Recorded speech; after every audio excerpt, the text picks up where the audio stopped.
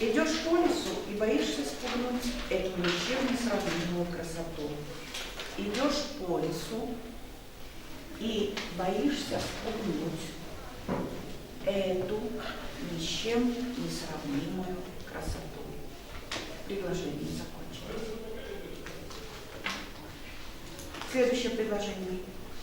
Где-то совсем рядом послышался шум. Пишем. Где-то совсем рядом послышался шум.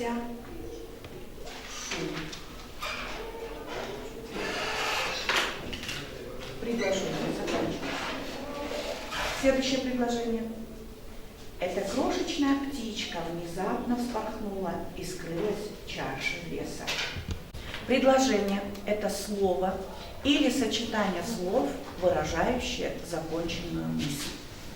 По цели высказывания предложения бывают повествовательные, вопросительные, восклицательные и невосклицательные. Все, достаточно. Все. Простое предложение. Чем отличается простое предложение от сложного предложения? Давайте мы сейчас с вами рассмотрим эти два варианта. Пишем следующее предложение. В старой дупле груши притаился светлячок.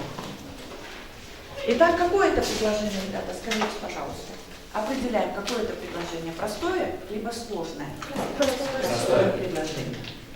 Следующее предложение. Тишина. Тишина.